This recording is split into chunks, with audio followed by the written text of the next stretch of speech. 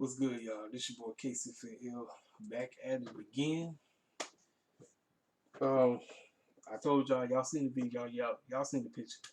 Y'all know exactly who I'm about to go in on the situation. We're revolving around this young lady right here. I wanted to address the situation because wrestling Twitter, you already know how to get down. You know what goes on in the wrestling community. Everybody in the wrestling community ain't. Listen, we understand. I understand. Everybody in the wrestling community not gonna like everybody. And as a executive, I'm no dang well I'm not gonna go back and forth with cats. Well, no dang well could care less about me, but that's just me. So anyway, let's go ahead and decide Miss Brandi Rhodes situation. So how did all this get started? Well,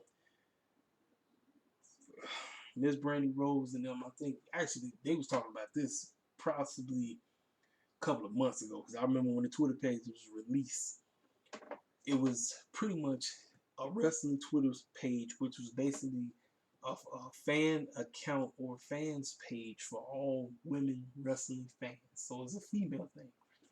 Brandi wants to reach out to the female wrestling crowd and get their opinion on the women's wrestling, which is one of the biggest issues in AEW.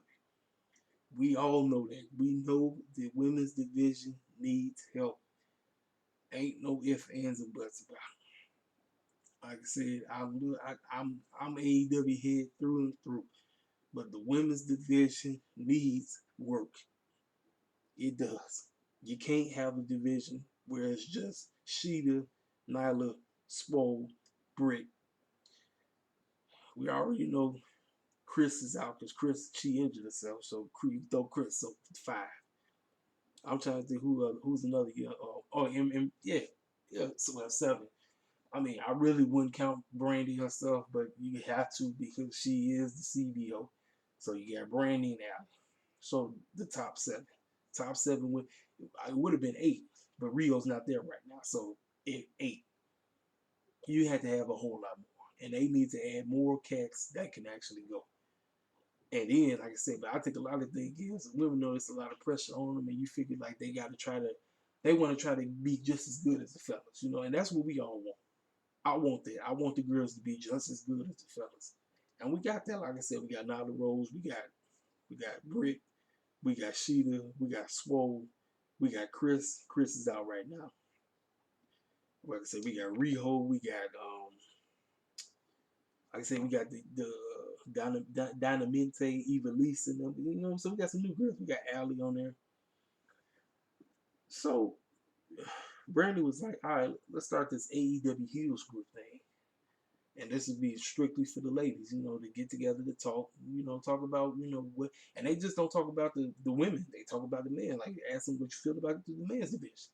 They gonna win on all that, right?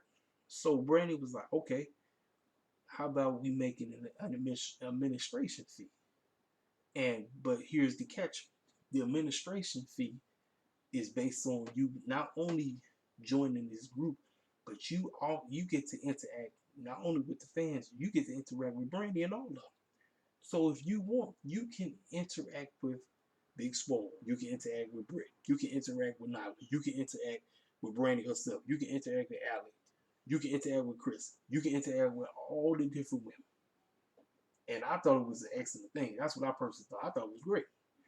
Then the price came up, $5. Is that a bad price? I don't think it is. If you don't pay the whole, I mean, let's say you want to pay the whole thing was 50. So you paying $50. That's the whole thing. You know what I'm saying? So think about this. So you paying the whole thing, right? Boom, $50 a year. But you got to factor in. You're also paying 100 plus for the WWE network. You got people that got Netflix. You got people that got Hulu. People that got the doggone Disney crap. So think about this. We in the age of streaming.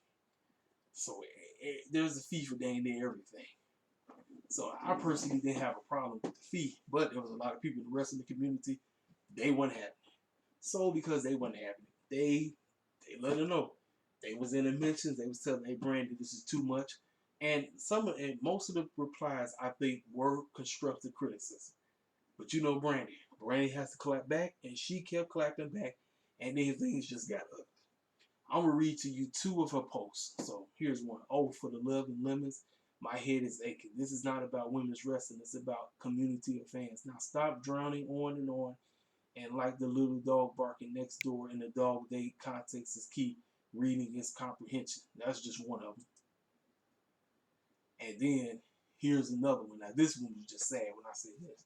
She said it's okay to wish death and suicide on me because I have a large follower account on Twitter. Wishing harm to me is meaningless because I'm a public person. My mental health doesn't matter. Great work by all involved. Great message.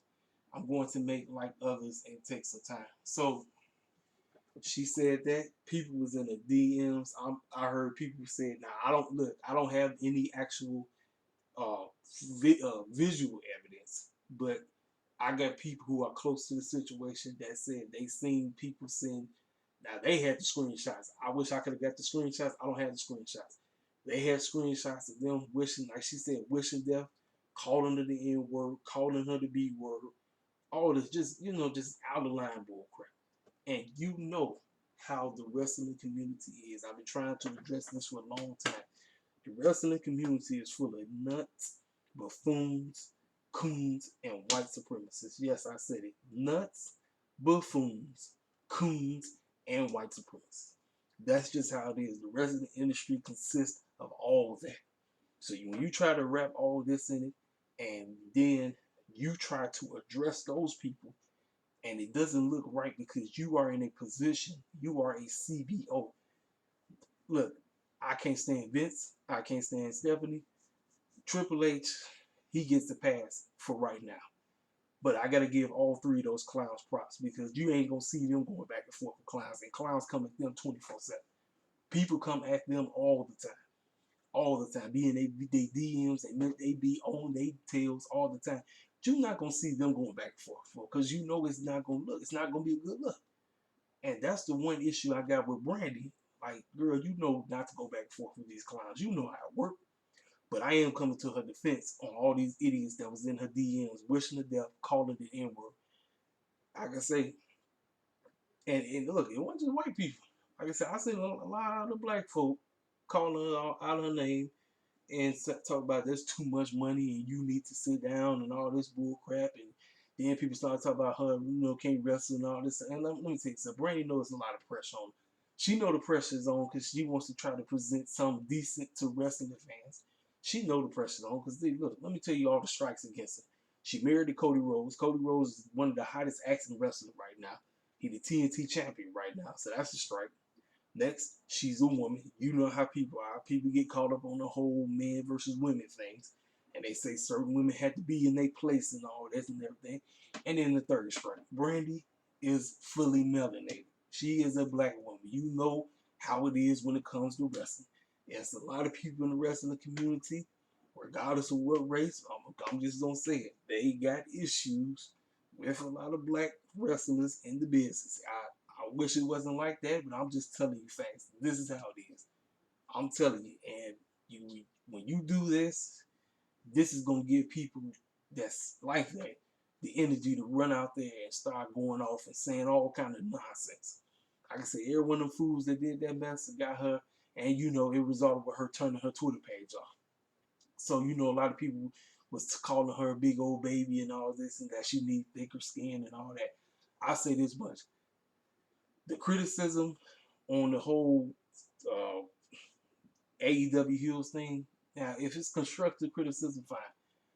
I personally don't have a problem with the price. I'm like, if you fools are paying 100 plus for the network, you paying for Netflix, you paying for Hulu, you paying for Voodoo, you paying for the PlayStation stuff, you paying for the Xbox stuff, you paying for you got all these crazy streaming sites, right? But you tripping about paying a measly $5, and it's not just you just paying $5. You get to interact with them yourselves. Like I know if I was a lady, I'm not a lady, but I know if I was a lady and I was that thirsty and I wanted to get a chance to talk to him, you best believe I'm gonna pay it. I'm gonna pay it because I want to get a chance to talk to him. But that's just me. I'm just telling y'all the real deal. Like I say, in the wrestling world, it's tough when you are a millionaire. I'm just trying to tell y'all. Like I said, in her case, She got the pressure on him because she's married to Mr. Cody Rhodes. He's thriving. He is the TNT champion. This is his baby right here. The AEW company as a whole. He wanted it was. This is from his mindset. You got him. You got Tony Khan. You got Chris Jericho. You got JR. Now listen. Let me tell you something. For everybody who's coming at Miss Brandi, Brandi is the scout. She is the one that goes and seeks out talent. The one who you need to be coming at is Tony Khan. Tony Khan has the last say so when it comes to everything that's presented on Dynamite.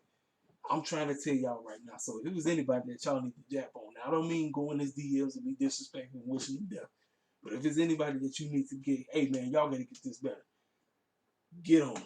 Because this man just seems to be focusing on the males. He's focusing on the main event scene, the tag team scene. But what about the women? That's what everybody asks. We want to get the women's division better. I know I do. I want to see the girls flourish. I want them to be just as good. You telling me if they don't become just as great as the tag team division and the main event scene, you think Cat's still gonna be tuning in to WWE? Yeah, she do. There will still be some clowns that still be watching, but more people gonna be wanting to tune in to AEW on the regular because they say, man, they got a solid women's division. They got a solid tag team division. A mid card. They don't like the term mid card, but you got a solid tag team division. You got a solid main event division. And then, like I say, they get the whole situation by getting more of us on the show. I told you, I done went in on this whole situation many times. They get more of us on the show, it's a wrap. It's a wrap, man. I'm telling you. So, like I said, the whole situation about Brandi, yes, she could have handled the whole situation better. I wouldn't have been going back and forth with folk. That's just not me. Like I said, you in a high position. You ain't no business. You ain't got no business responding to these clowns. Let the people have their criticism. Say what they have to say. But like I said, they was really getting out of line when they started wishing death threats and calling out a name. You out of line. That's my take on the whole situation. This your boy Casey for L. What y'all think, man? If y'all think Brandi, didn't handle it right, if you think this whole thing was blown out of proportion, y'all tell me your response in the comment section.